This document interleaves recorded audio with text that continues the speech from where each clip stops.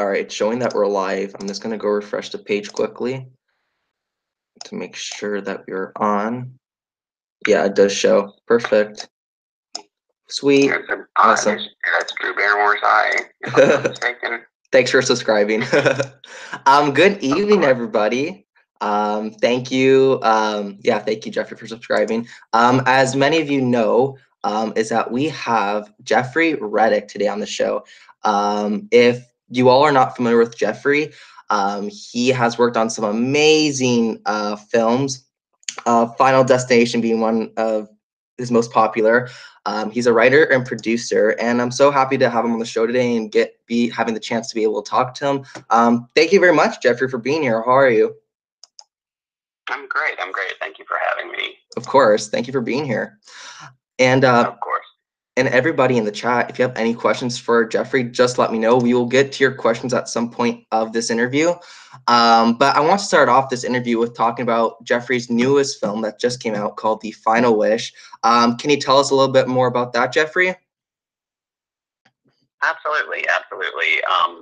It's a really fun project, kind of a dark fairy tale. And it was originally called The Seventh Wish, but of course the distributors wanted to call it The Final Wish.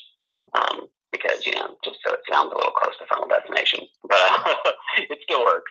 And it's about a young man who comes home to a small town after his father passes away to help take care of his mother. And his father is an antique dealer, and he uncovers this urn that has something evil in it that starts granting his wishes. So it's a really fun project. It's opened as a Fathom event around the nation on the 24th, but it actually comes out in 10 theaters tomorrow, but it's going to be on iTunes and Amazon, and you can order it on all the digital sites tomorrow as well. And I'm super excited about it because it's got Lynn Shay in it, who I have always loved. She's an amazing woman, amazing actress. So our director, Timothy Witter Jr., got her to star in it. And Michael Welch is in it from the Twilight movies and my remake, which sometimes when I write that or say that, people go boo for daring to remake the George Romero movie. But and we have Tony Todd in it, so it kind of reunites me and Tony since our Final Destination days. So we have a really fun cast. It's a really fun movie, and I'm just really excited. It's gotten some really good reviews on Rotten Tomatoes, so it has. I'm hoping people check it out and enjoy it. Mm-hmm. So it's riding high off of that right now because we've been doing a lot of promotion for that. Of course. Yeah, I'm looking really forward to seeing that one. And I actually want to know, how was it working with Lynn and Tony Todd, because they're both like very popular actors in the horror genre, and I love both of them. How is it working with them? It's great. I've actually become friends with Tony since Final Destination, so I've gone to he's done a couple of movies and one-man shows that I've gone to. So he's really, really good. And Lynn is just I just wanted to work with her for so long, and we're friends as well. So this is only the first one we got to. So it was really a very fun kind of like almost reunion thing with Tony, and just kind of like finally with Lynn we get to work together. Right. So it's just great to watch them on set because they're such pros. They've been in the business for such a long time and they know what they're doing. So of course. It was really great to work with them. Awesome. Very cool. Guys, definitely go check out The Final Wish. It looks amazing, and it's been getting really great reviews, so go check it out. And where will it be available to watch tomorrow, Jeffrey? It'll be everywhere. It's playing in 10 cities, which I'll post online again. But it's also going to be on iTunes, Amazon, at pretty much every digital outlet. Nice. Awesome. Looking forward to that. So yeah, you can find it almost anywhere. Oh yeah, I'm excited for that. And I wanted to start talking about your beginning of your career, because I find it really fascinating how you started in this business. At the age of 14, you wrote a note of your idea for a Nightmare on Elm Street film. You sent it into New Line Cinema, and they rejected the script, but then you kept in contact with them, and you started working for them at the age of 19, which I find unbelievable, because that would be, I think, any person at that age for a company to work for, New Line Cinema, because it's such a big company. How was it starting your career and becoming involved with New Line Cinema? It was amazing. I mean, yeah, I wrote a prequel idea for Nightmare on Elm Street when I was 14, and sent it there, and they sent it back to me because, you know, they're like, we don't read unsolicited material. And I kind of wrote them back a little aggressively, you know, and said, look, I've seen 3 of your movies, so I think you can spend like 5 minutes and read my story. And he did. And he just stayed in touch with me until I was 19. And yeah, they offered me an internship. And Nightmare on Elm Street is my favorite movie of all time. So getting to work there was certainly a dream come true. But the studio itself was such a great place to work. You know, it was the heyday when I was working there in the early 90s through 2000. And, you know, so it was great just to see them, you know, creating such, you know, great movies like Blade and Dumb and Dumber and The Mask, and, you know, things that other studios wouldn't touch, like New Line would make them because they weren't afraid to take chances to make movies. So it was very fun working there. You know, getting to meet Bob and his assistant Joy Man, who was a dear friend of mine. And you know, I can't say enough good stuff about the studio. I mean, again, it was just creatively, it was just the place to be. And as I've, you know, grown up and you know, moved to Los Angeles, so many people I meet have worked there at some time or another as an intern, or, you know, it seems like almost everybody in Hollywood has worked there at some point. So yeah, it was just a wonderful experience. And, you know, if you want to be a writer or director or work in the business, it's really good to work at the studio, so you can kind of see what goes on behind the scenes.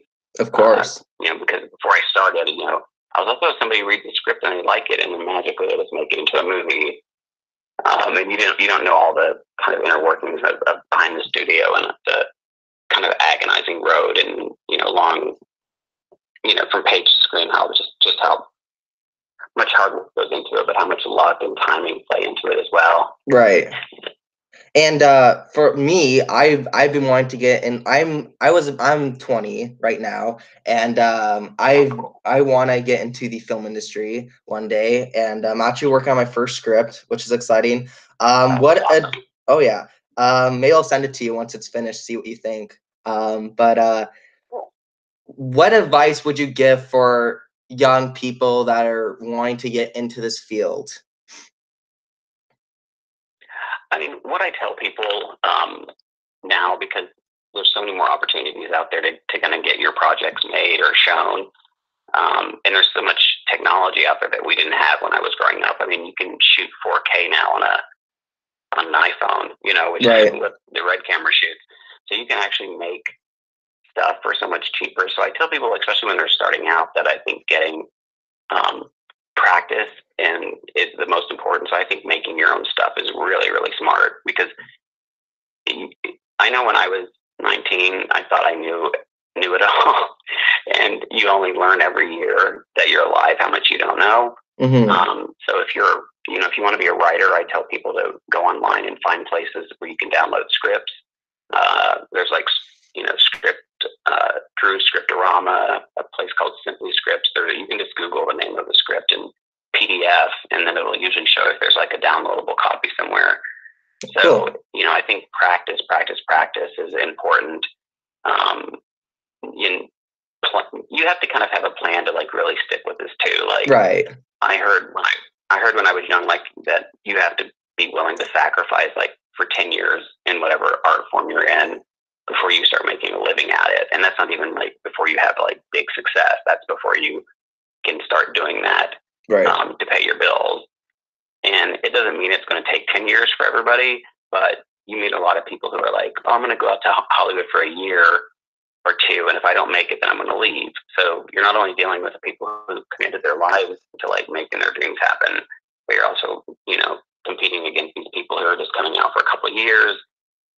You're competing with, you know, people who have, you know, friends and family in the business. So a lot of them haven't ever really done the work, but they just, you know, get lucky and kind of get opportunities, but then they don't know, you know, once they start getting them, they're like, yeah, I don't really want to do this, and they drop out. So, you know, you have to feel like, I believe, you know, you don't really just fall into this. Right. Like, you know, you every once in a while you hear a story about somebody who like never planned on being an actor or never planned on something, and something that they do gets noticed and they get an acting job. But especially for writing or filmmaking, you really have to want to do it in your bones, because there's a lot of lean times and a lot of hard times.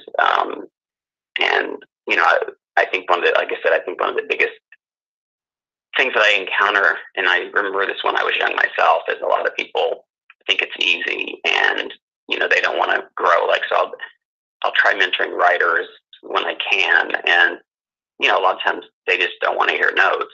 They don't want to hear any constructive criticism, and they're like, no, this is good, it doesn't need more work. And I think anytime that you feel like your work can't get any better, you stop growing.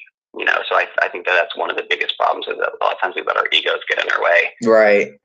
I agree with you there. Oh, those are some really good points. And this is a good one from Shattered Perfection, a viewer in the chat. For when you were growing up, did you have an inspiration that wanted you to become a worker in this film, in the film industry? Yeah, I've always loved horror movies. Since I was a little kid, I watched all kinds of horror movies. But the first film that made me really fall like so hard in love and be like, oh my God, I have to do this, and the first Nightmare on Elm Street. Right. It was just such a well-made movie, and then I started watching all of Wes Craven's material, and I watched all the other classics like Alfred Hitchcock movies and Halloween and Friday the 13th, and just everything that kind of came out. But Nightmare on Elm Street was definitely the movie that it just blew my mind. I couldn't believe all the stuff they made happen. And then I was reading Fangoria magazine about how they made the special effects and stuff. I'm like, this is crazy, and I must do it for the rest of my life. Isn't it? The special effects there, especially, like it interests me so much, just how much work it is to do films and how they did it. It's so fascinating. And you know what? Robert Englund, he was the first horror icon I ever met. He was the first one. I think that was back in like 2009. But he was a really nice guy, and I've always been a fan of that film. It's definitely my top 3. It's a great film. Yeah, definitely. Me too. Awesome. Here's a question from Vincent. I know we're going to start talking about Final Destination, of course, because that's like one of your biggest franchises you've been a part of. Vincent in the chat, he asked, is Final Destination your personal favorite work you've worked on?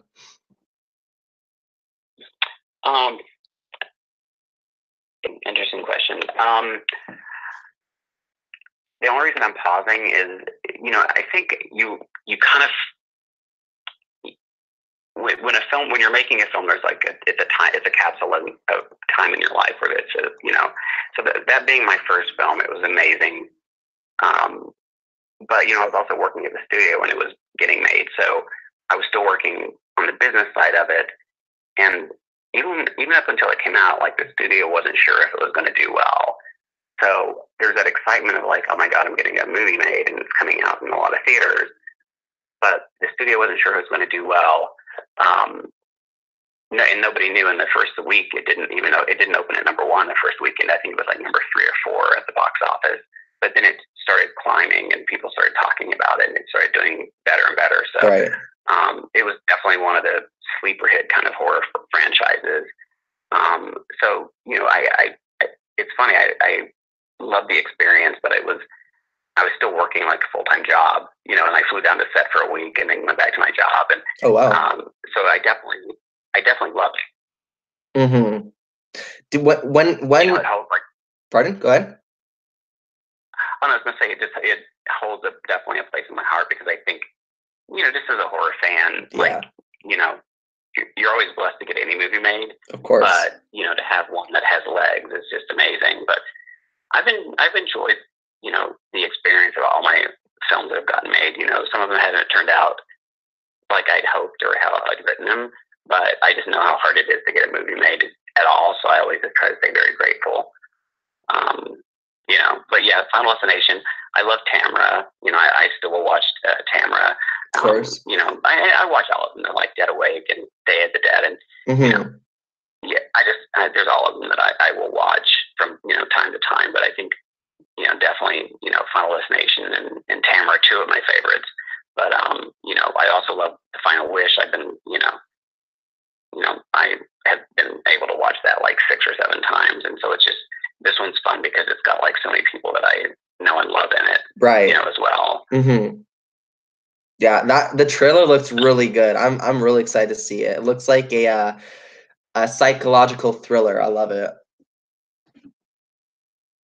Yeah, so it's definitely more, like I said, we intentionally wanted to do something that was more character driven. So it definitely is more of, it centers really, it's more about, this guy trying to heal his shattered past. I don't want to sound pretentious, but because people do die, don't worry, people die in it. But, it's really about this guy who's kind of dealing with his past, that he left behind in this town, and his relationship with his mother and the girl he left behind. So, it's really fun. It looks beautiful. Timothy Woodard's a really great director, and we just had a really fun time with it. Really fun time with it. Awesome. So yeah, Vincent's asking some questions. Yeah, I see that too. So I'm gonna answer some of them. Yeah. Go for it. Have you filmed? You know what? We filmed The Final Wish in Los Angeles. Everything else, most of the Final Destinations have been shot in Vancouver or some part of Canada, as was Tamara. Day of the Dead we shot in Bulgaria. Vincent was asking where we shot our movies, like in Los Angeles.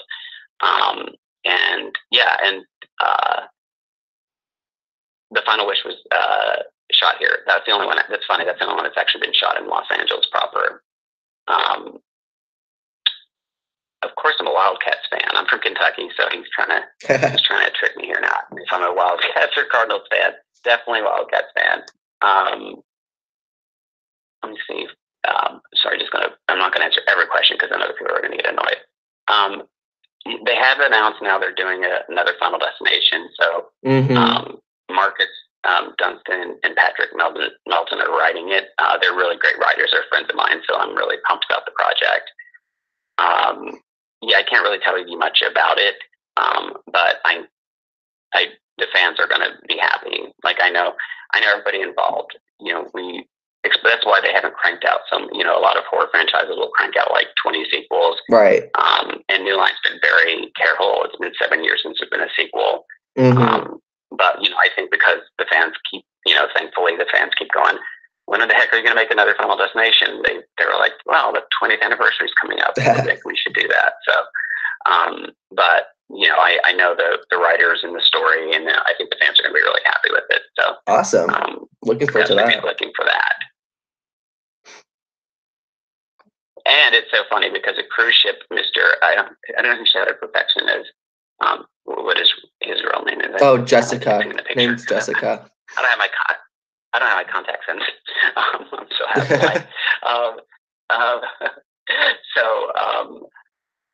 It's funny mentioning a cruise ship because we have actually talked before about having a Final Destination on a cruise ship. So, oh my gosh, that would be pretty cool. I'm sure this new sequel will do really well, and so I think that that someday we may actually end up doing one of the cruise shippy deaths. That would be awesome. So, let's see here. Well, do you have a favorite kill from the franchise? I have a favorite scene from the franchise, which is the log truck scene. Oh yeah, that's one of my favorite actual set pieces in any horror film. And as far as scenes go, there's so many fun kills in the movie. I mean, the bus one from the first one is great just because it's so out of nowhere. But I think, I don't know why, but I think the one that's actually made me yell when I was watching it, which hasn't happened in any of the other movies, was the gymnastics scene in part 5. That was so bad. Yeah, it was just like, it's built up so well. The guy that, Eric Heiser, who wrote, I'm pronouncing his name wrong, but he'll be okay. He wrote The Arrival. He actually wrote the script for that, but it was just shot so well. Yeah. And I didn't expect the way when she hits the ground and like breaks and alert, but when she hits the ground and the way she dies is so shocking that I was in a theater. I literally was like, So that scene really just Yeah, I think it's an amazing scene. That's a good pick. That's a good one.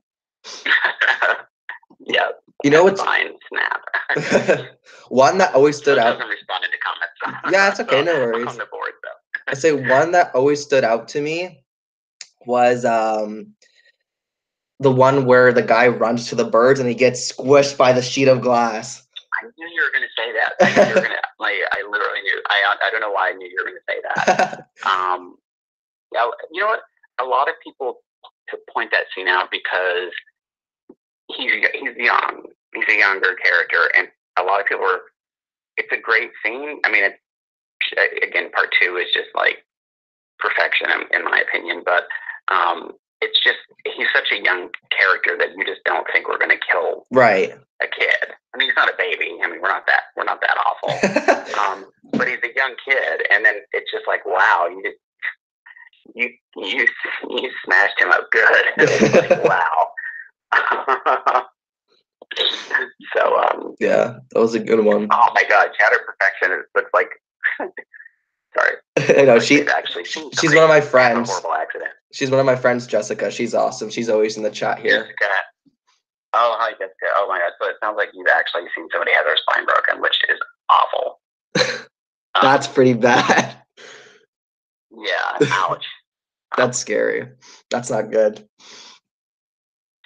So yeah, like you know, for me, of the franchise, for some reason, Final Destination 2 holds a special place in my heart because, you know, I wrote the story for it, and I got to do like a lot of the fun stuff I love in horror films. Right. You know, you think like we're gonna have another bunch of pretty teenagers being the leads, and then we kill like all of them off except for one. Yeah. And then you bring back some original people from the first movie, and you kind of expand on the mythology of the story instead of just kind of retelling the story.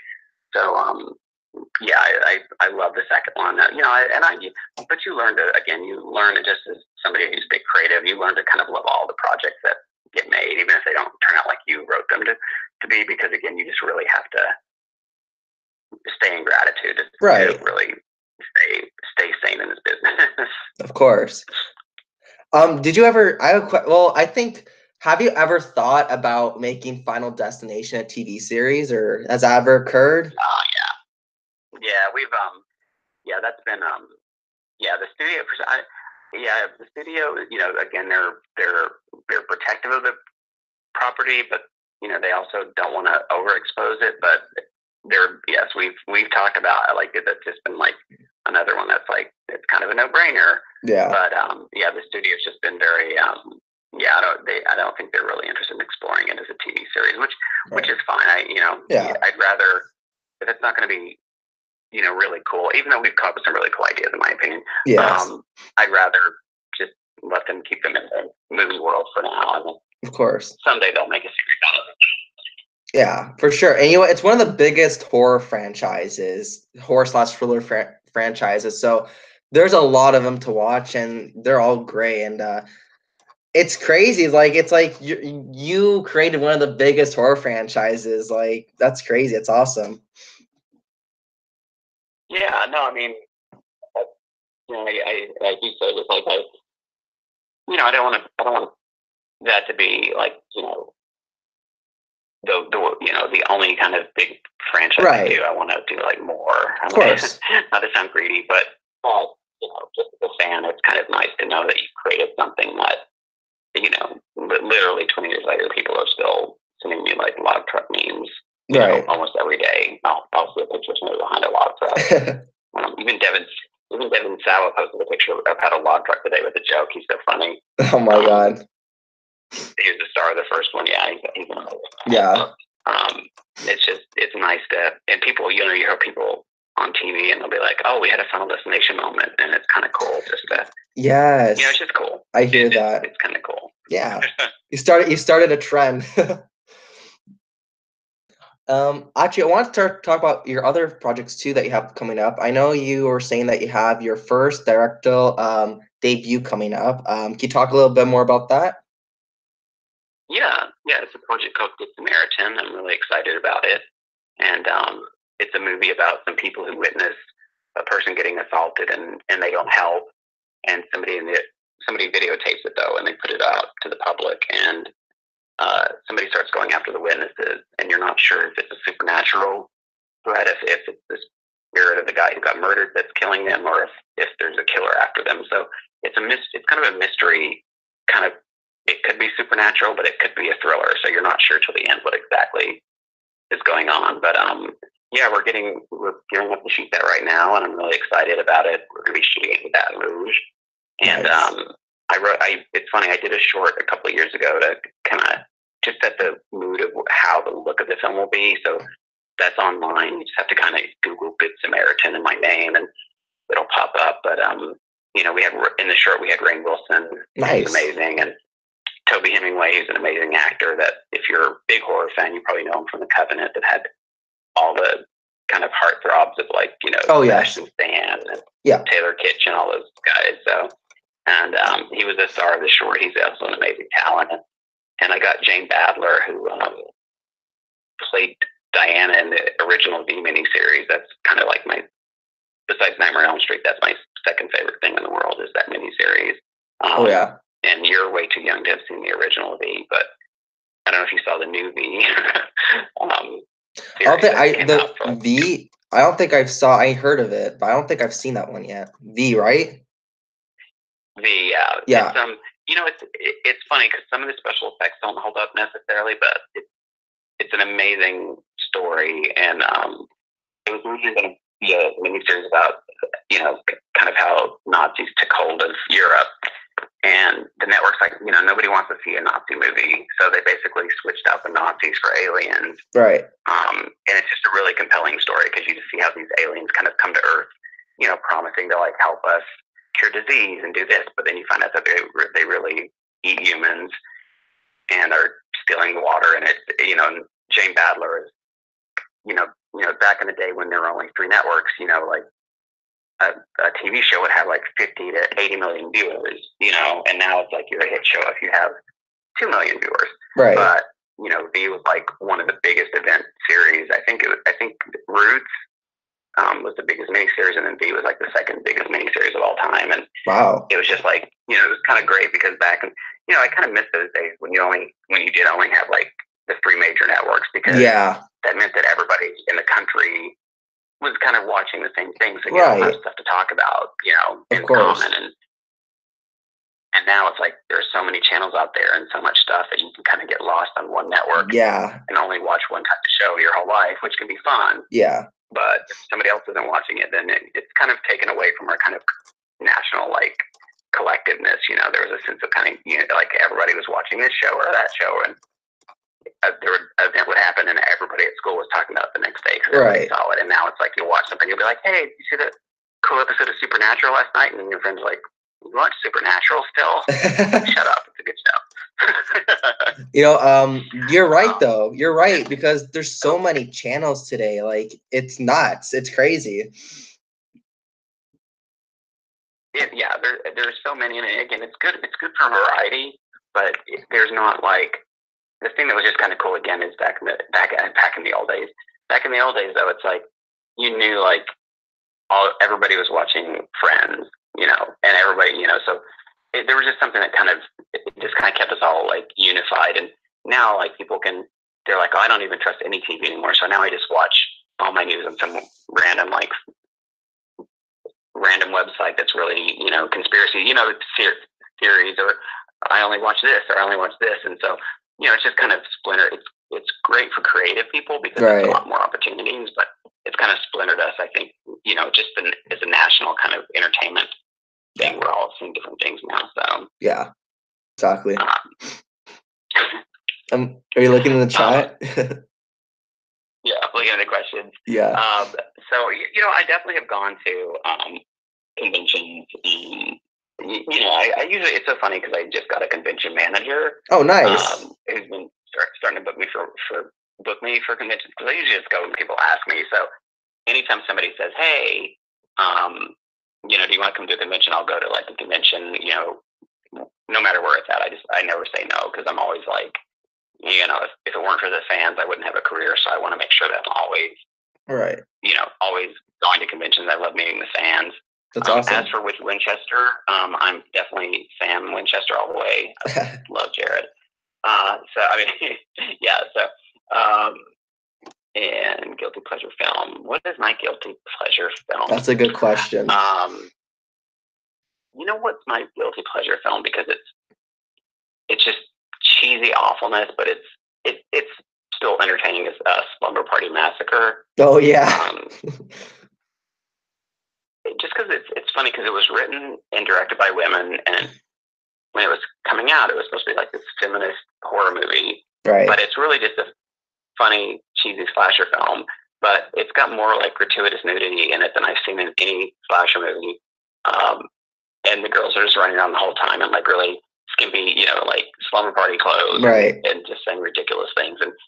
But it's fun. It's really fun. And Sleepaway Camp's another one. Sleepaway Camp's another guilty pleasure of mine. Sleepaway Camp's great. I don't think Sleepaway Camp's not a guilty pleasure to me. I just love that film. I actually had Felissa Rose on the show here last year, who played Angela. She's awesome. She's so nice. And you know what? Sleepaway Camp's awesome. I love that film. It's not a guilty pleasure to me. Well, when I say guilty pleasure too, that doesn't mean they're a bad film. Right. I mean, they're just like cheesy. Yeah, it's exactly cheesy fun, but it's just awesome. Yeah. Right. Got you coming up with good questions here. I want to know, what are some of your interests and hobbies outside of the film industry? That's where I wish I had an interesting answer. But I'm so busy, that I don't do much outside of stuff related to the film industry. I mean, I love comic books, which I've loved since I was a kid. So I still try to read them. I don't read them as much as I used to because they just started going off in so many different directions that I can't keep up anymore. But it's funny. I sadly don't have hobbies because I love acting, so I act a little bit. Every once in a while I'll put myself in a film. I love writing and producing and directing. Right. So most of my free time is spent around the film, doing film stuff. For sure. So I don't. Yeah, and I watch a lot of TV, way too much TV. There's something on every night that I'm watching. So everything I do is kind of centered around the entertainment industry. That's not a bad thing. Because you worked in so many departments of the film industry, and you do a lot of work, and that's one of your interests and hobbies, I would say, because you're working in different fields of the film industry. Do you have a favorite field that you like to work on in the film industry?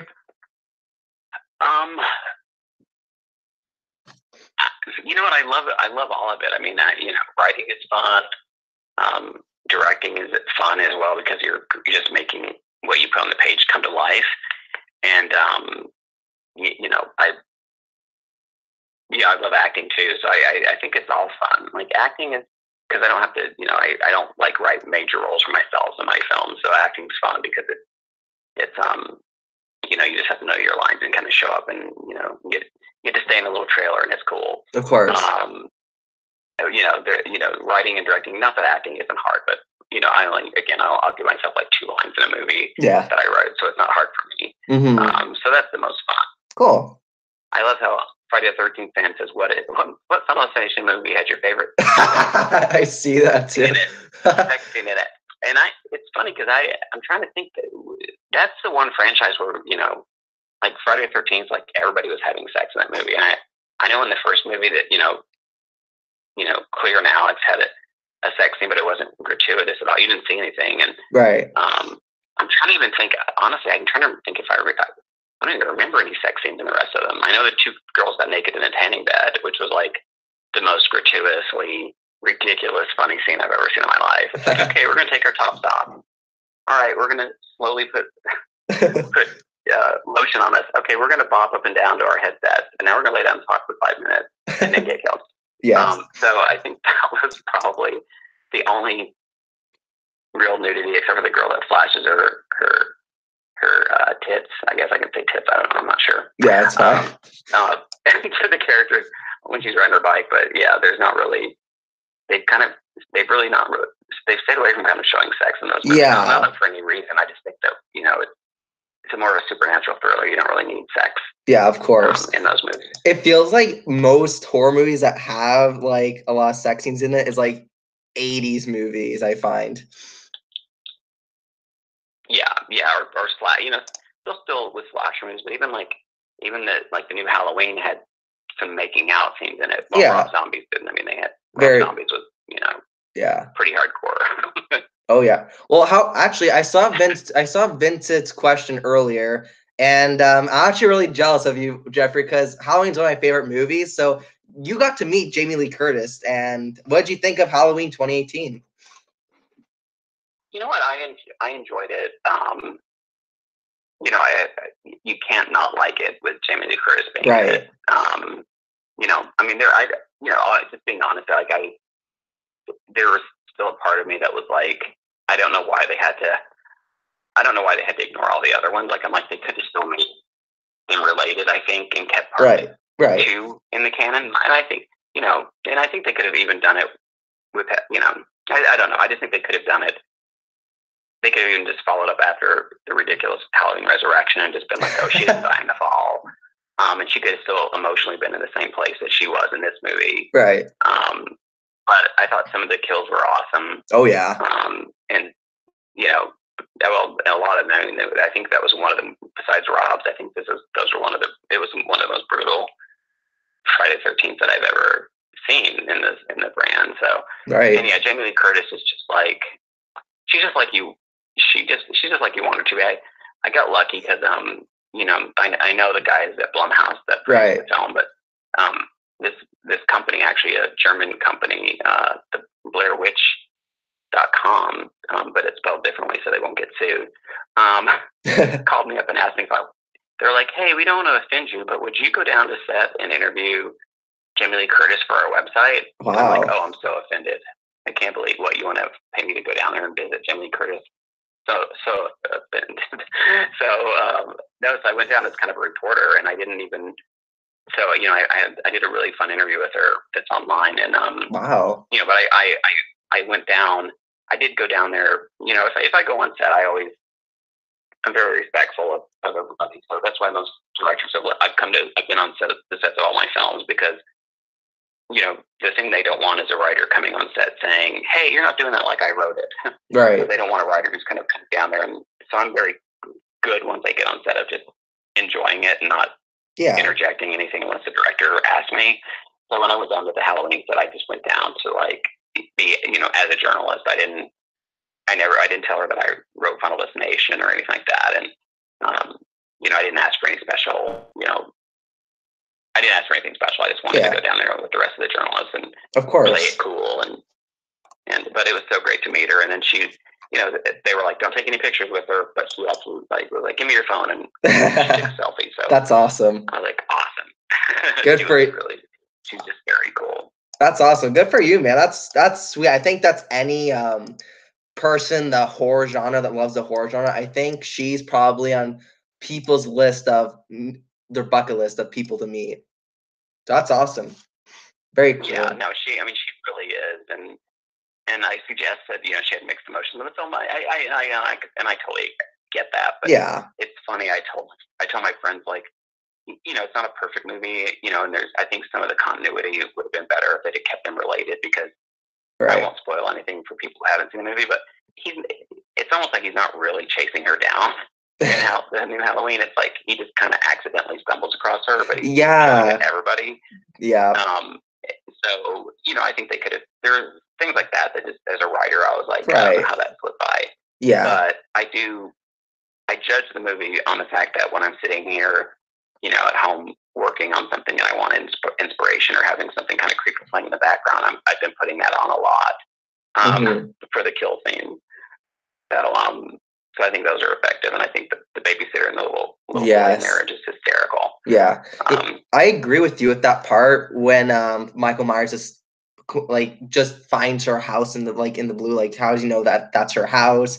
That's one part that got me thinking they could have written it better. But also, I wish that they changed the title. I wish they didn't call it Halloween, because Halloween, you think of the 78 version, you don't think of the 2018 version. Yeah. But besides that, it's a fun movie. I enjoyed it. It is really fun. It is really fun, and I see that Michael is saying, what about Heather? Yeah, Heather. Obviously, with Nightmare on Elm Street being my favorite horror film, I mean, Nancy is, I think, one of probably the best written heroines ever in a horror film, because as much as I love Jamie Lee Curtis in Halloween, I mean, if you think about it, you know, she would stab Michael and then she would run and cry a little bit and she'd stab him again. But, you know, Nancy was like, I'm going to buy a book on booby traps and I'm going to booby trap my house. I'm going to go in this nightmare and drive that bastard out and kill him. Mm-hmm. That was the first time we'd actually seen a female character in a horror film be that proactive. So, like, I've looked, like, for other ones, and you know, there are definitely strong final girls and slashers. Of course. Fight back, but you know, usually it's like they stab a little and then cry and then stab and run and cry, and Nancy really went after him. So, you know, I had the pleasure of meeting Heather and, you know, and Amanda. I've met everybody from the first film except for Johnny Depp. Never met him, but have you met Wes Craven? Mm-hmm. Have you met Wes Craven? I got to meet Wes. Wow, awesome. Yeah, it was funny though. I had to wait. It was ridiculous. We were doing a documentary on New Line for one of the. I think it was for. Was it Never Sleep Again? Maybe one of the night. And they interviewed me, and then he was being interviewed right after me. Okay. But I was too nervous to actually talk to him. Right. So I didn't say anything to him. And it wasn't until I went to the premiere of The Last House on the Left remake, and he was there, and I told one of my friends that was talking to him, like, you have to introduce me to him. I can't. This is ridiculous. You know, that I'm acting like a 12-year-old child and can't go talk to Wes Craven. And he's just a wonder. They all are. I mean, you know, but Wes is, you know, he was a teacher, and, you know, he started his career later in life, and he was just such a kind and smart and funny person. I mean, George Romero is another one who was just one of the nicest guys I've ever met in this business. Mm-hmm.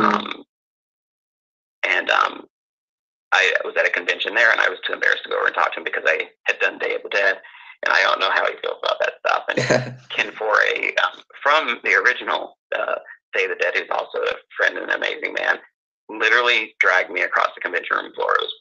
People watching it would have been laughing. He was pulling me across the floor, and he's like, George, this is Jeff Reddick. He did Final Estimation, and he's a huge fan, but he also wrote the Day of the Dead remake, and he got you to hate him for it. And George just like smiled, and he's like, I know, you know, I wish you every success, and, you know, we shook hands, and it's awesome. We talked for a while, and I'm like, he's just so nice. He was just one of the nicest guys, ever. So. Yeah, that's awesome. You got the chance to meet them before they passed, because those are two people I wish I met before they passed. I know Wes did some cons, George did a lot of cons, but those are two people I wish I met before they passed. But I've heard always good things about them, and I would feel the exact same way if I were you. I'd be like starstruck. I wouldn't be able to know what to say.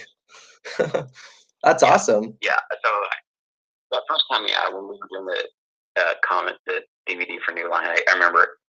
I saw him in the lobby. They're like, "Oh, he's next." I'm like, "All right, I'll say something to him," and then I just walk by him because I'm like, I can't talk to him. I'm too embarrassed. Wow, very cool.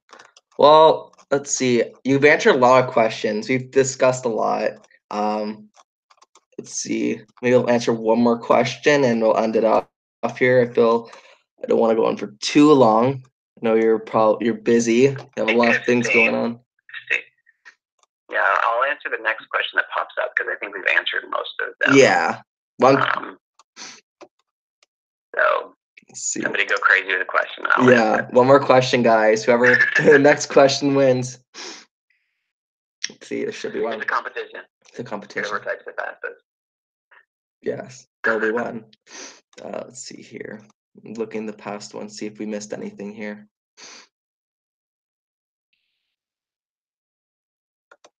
Let's see. My favorite color is red. And Vancouver is a very common film location. It is. It's kind of been double for almost any city any city in America. So they use Vancouver a lot, and also the tax credit. Right. Now all the questions come in.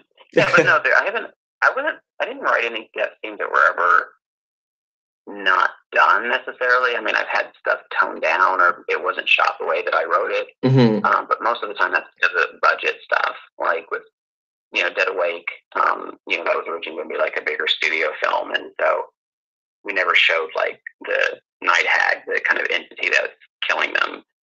So it was all done with like shadows and sound. But once we ended up having to do it, at a smaller budget, we had to do it practically. So we had to, design like a night hag creature, which, again, some that turned out like, that was just being practical, of course. And, the creature design was amazing on it.